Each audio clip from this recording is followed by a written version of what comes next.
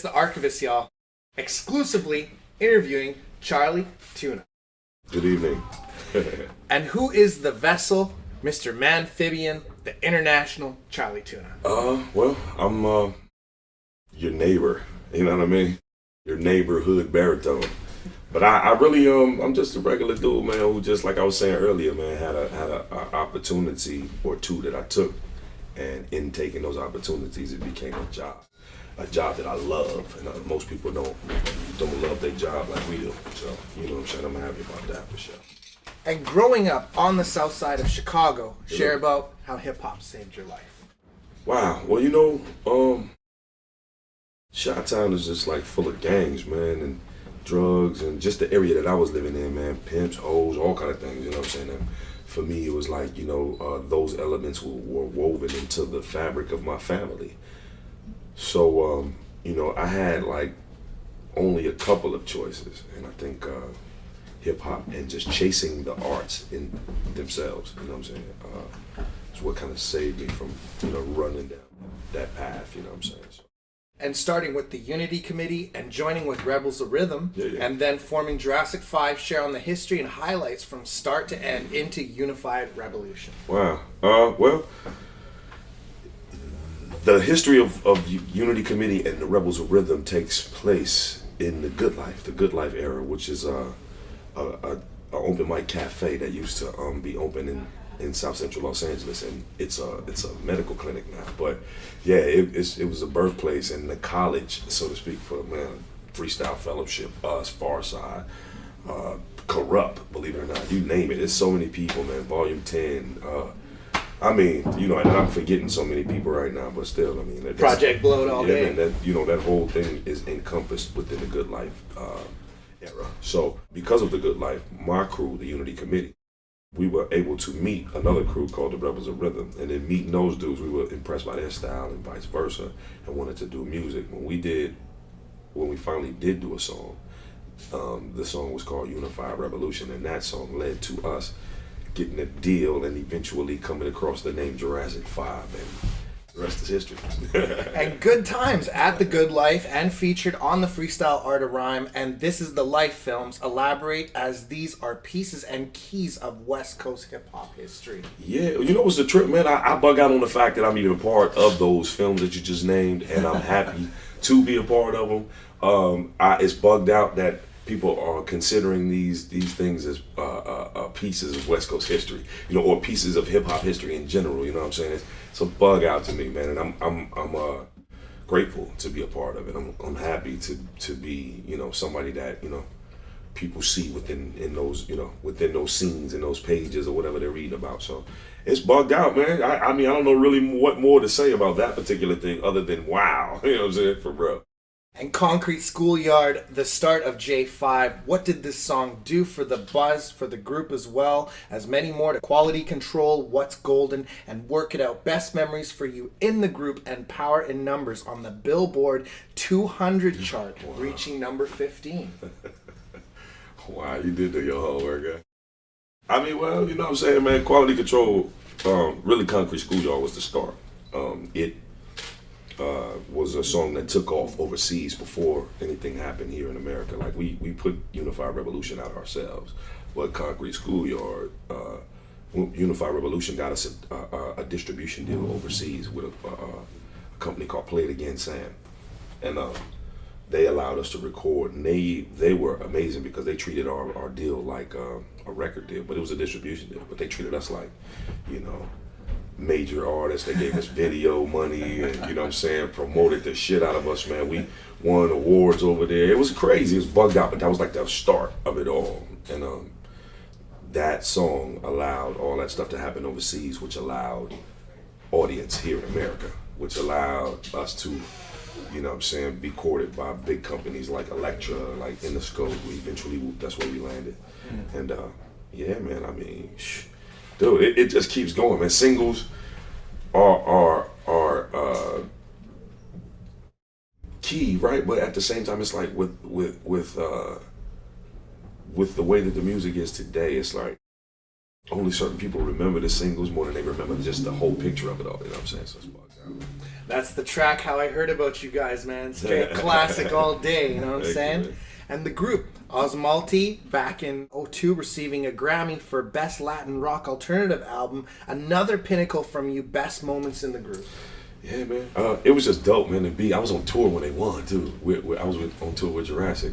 It's just dope to be a part of, like a key part of a group that exists like Osmalti, man. Those dudes, man, have broken boundaries in ways that, you know, have only been imagined. And I'm once again happy to be a part of that, you know what I'm saying? So I was really excited when I heard about it. It was bugged out to see them, you know what I'm saying, hopping around on stage and bugging out, you know what I'm saying, because they won. So it was dope, man. Respect. And a painter, and so much more in the arts. Share the best piece that you've created. And if you were a fish, what one would you be and why? Starkiss Tuna.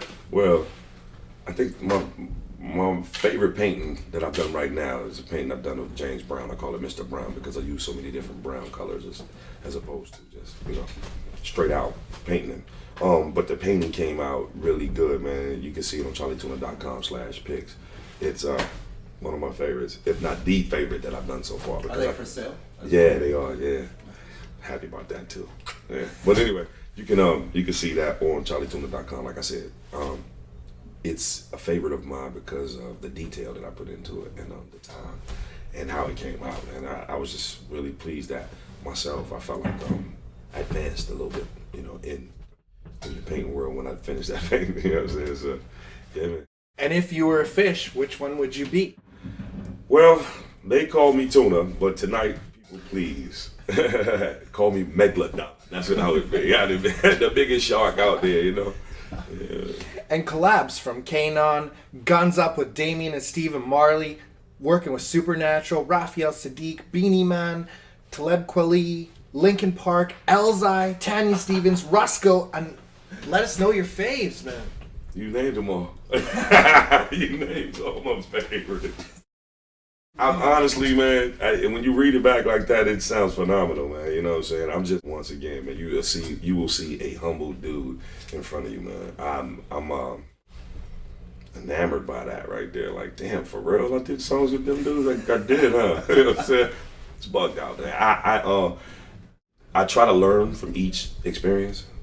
Whether it's a thing where we sending tracks back and forth over the emails, or if it's, you know, a situation where we actually sitting in a session together, I try to learn from people's work ethic and from smaller things like, you know, the instruments people use, the equipment that people work with, you know, how they tweak certain songs, whatever it is. You know what I'm saying? I try to treat each situation as a lesson and apply it to what I'm doing, you know, the next time around. And that has been a pivotal way that I've grown as an artist. You know what I'm saying? School of life. Yeah, yeah. And it's cool, man, to be able to, you know, learn from all of these people that I like, you know what I'm saying, aside from the fact that I did these songs with them. So, yeah. And your best life experience from surviving comfortably in the business, you're Mr. International. Wow, I guess, man. Yeah, man, you know what's cool, man, is growing up in the Chi, man, and then moving to California. First and foremost, I never thought I would live in California, you know, or leave Chicago because of just how desolate it is and how much of a pit in certain instances it can be for certain people. So to be able to move to California and to be able to go to school with people who would eventually become stars, and, you know, to see the rise of a lot of my good friends who are now like considered like megastars across the planet, it bugs me out, you know what I'm saying? I never thought that I would be able to travel the way that we travel. I never thought that I'd be able to see the things that I see from doing this music. So in that regard, music to me is a language that transcends all languages. It speaks to people when you can't communicate, you know, with words, and it creates opportunities that, you know, wasn't there before. It's kind of like magic, so to speak, you know what I'm saying?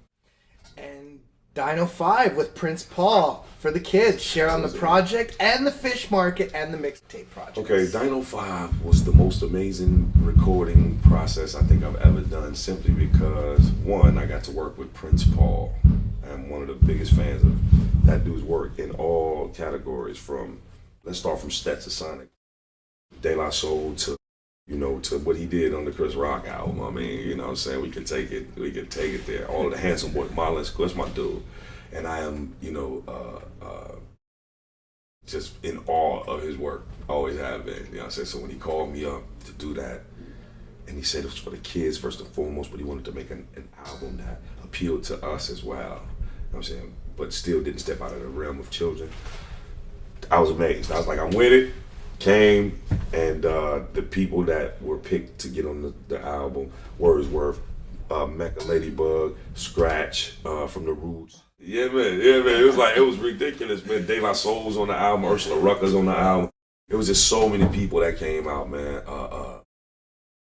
It feels good to hear parents come up to me and go, "Hey, I've heard that album Dino 5. I'm like, oh, great.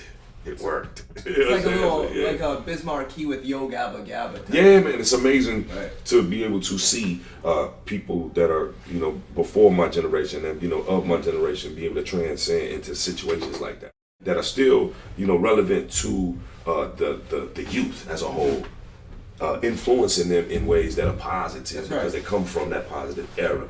Yeah. As well as, affecting, that future, man. It's cool. It's like Bismarcky on Yo Gabba Gabba. Now tell me that ain't a perfect fit. It's perfect, you know what I'm saying? So, yeah, but Fish Market Part 2 was it came after Fish Market as a snack before the next meal. So that's how I kind of treated the mixtape series of Fish Market, whether it was Fish Market 1 or 2. Between that was Fish Out of Water. And just to be honest with you, man, to be able to make solo songs and do things, man, in this process has been a very fun thing. It's been a hard, tedious thing, but it's been very fun and very creative and very rewarding in a lot of ways. So, hopefully the people out there who watching this have supported, heard these songs we talking about, and are understanding what we talking about. Yeah. And peace and respect to Bombada and Cool Herc. How do you feel about hip-hop today and what needs to change? Well, hip-hop today, man, hip-hop has always been the pulse beat of the people in the sense that it reflects what's going on in the community, period. Same way with punk rock and situations of that nature. So I'm saying nowadays hip-hop reflects what's going on in the community, which is this digital age. Some of these kids, a lot of these kids, this whole generation has been born into an age where hip-hop existed already, where the internet existed, where there is no such thing as an encyclopedia or something like that, you know what I mean? So the music reflects that, you know what I'm saying? Their attitudes reflect that. The creations of different genres and streams of music off of what we've been doing for a while, it reflects the way that these people live, that we live in this time right now, man. So I feel like, still it's a very potent art form, it's a very potent culture. It affects every crevice of this planet. And its birth, it is a mosaic art form, and it's created more mosaic art forms, so to speak, man. So I'm happy about it, man. I mean, I'm happy to be a part of it and to participate in it. And share of Fish Out of the Water and the latest project, and as well as what can we expect from Against the Current? Well, Fish Out of Water, like I said, man, was an identification process. It was basically to expose to you the different facets of who I am as an artist, as a person. You know what I'm saying? This next installment, it's called Against the Current, and basically what it is it's a double entendre, basically saying that I'm gonna fight and struggle against what naturally comes my way, as well as I'm about to fight against this current bullshit out here, you know what I'm saying, so to speak. So I didn't want to do it in a conventional form as far as an album is concerned. What I'm gonna attempt to do is release 5 EPs. The first one being a piece of all the other 4 that are about to come out. The second one would be like maybe the electronic one, and that one is one that is influenced by like dubstep, house music, all of these different musics that, you know what I'm saying, I've been a part of because of my existence in Chicago, you know what I'm saying, the birthplace of house music. The second one is gonna be a live album that reflects all of the stuff that I've been doing for the past 5 years with my band, House and Vibe, and all of the things that I've learned thereof, you know what I'm saying, within the jam band communities and things of that nature. The fourth one, I'm on the fourth one. One will be a Caribbean-based album, basically, with all of the different genres of like reggae music, dancehall, all those different things, you know what I'm saying, to salsa music, soca, you know what I'm saying, merengues, cumbias, things of that nature that I've experienced in about participating in the band Ozomali. And the fifth one will be straight hip hop. Just that's my mission, to go in to pay homage as well as return some favors. That's what's up. And from Rock the Bells to so many other festivals, Lollapalooza, a sold-out arena in Tokyo, Japan, share your best tour experiences. Dog, I could not even tell you, man. My best tour experiences a lot of the times are when I come to small towns that don't usually get the artists that they crave.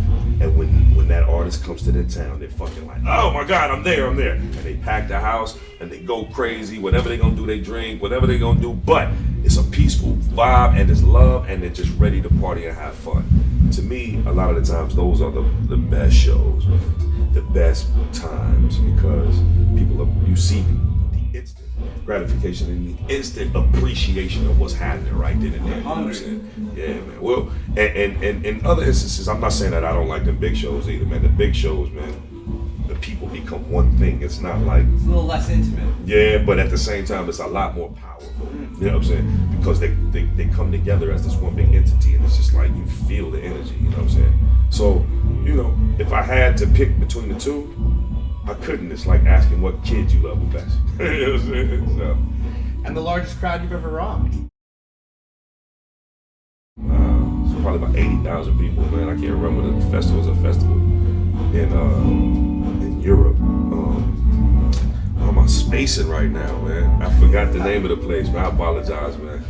I get back to you on that, man. I forgot, but it was about 80,000 people out there. I was bugging out like, damn. And the best hip-hop memory you've been part of or contributed to? Wow, man, I got so many, man. I'll just share this one with you. It's a happy moment and a sad moment at the same time. The very first time out of all these times, and we've been inducted into the Zulu Nation, so peace to all of the kings and queens out there. But the very first time that I ever met Kool Herc, like I met all these people. The first time I met Kool Herc, I was in New York with Jurassic 5, Hammerstein Ballroom. It was the day that Jam Master Jay passed away. And him and Dove from De La Soul were the two people who told me about.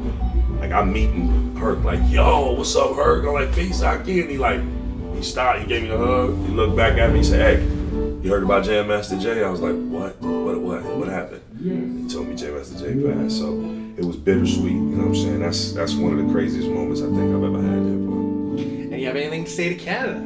Thank you guys. I love Canada in every aspect. I thank you guys for all of the support all of these years. I'm in awe of all of the talent that is here, you know what I'm saying? And big blessings to all of my friends who have, you know what I'm saying, accumulated throughout the years, man, in this business that entertain Canada, like Carter Now Official, Swollen Members, Estero, dude, it just keeps going, you know what I mean? I mean, big up to people like Drake, man, who doing their thing right now, man, representing a country that people would have slept on, so to speak, especially in America, because there's a lot of arrogance going on in that, because we the birthplace of the culture. So we, you know, I always feel like Americans treated, you know, like a piece of candy more so than a good book, you know what I mean? So, yeah, man.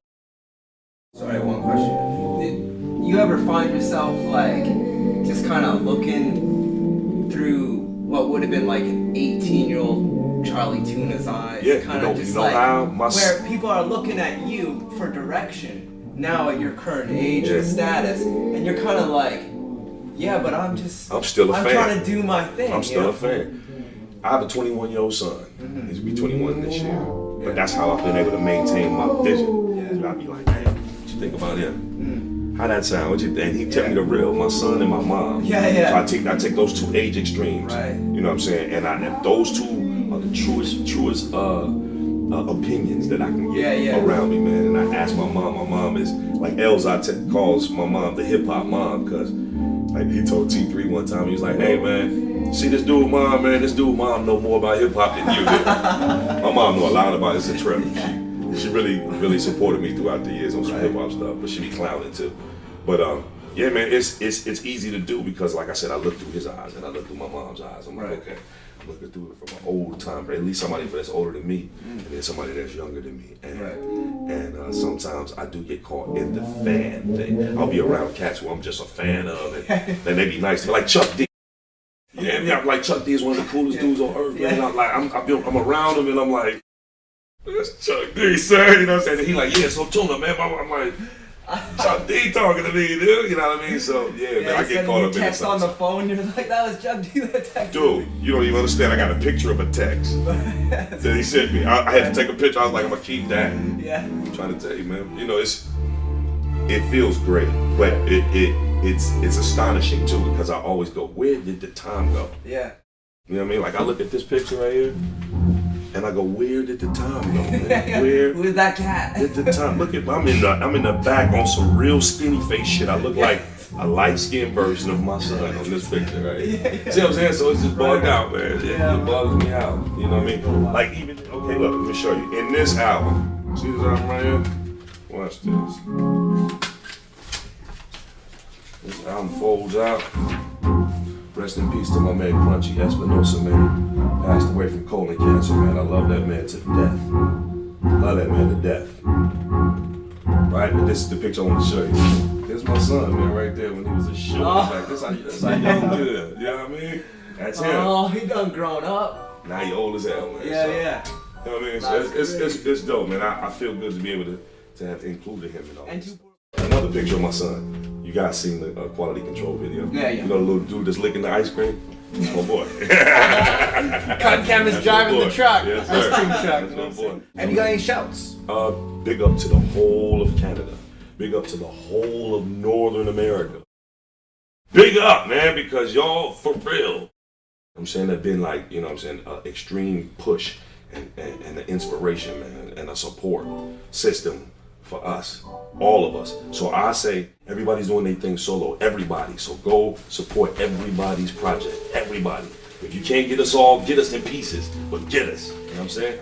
Shouts to Laidlaw and Chali Tuna, Yeah. and this is the Archivist, and you already know the name, y'all. Yeah. Respect, y'all. Bless.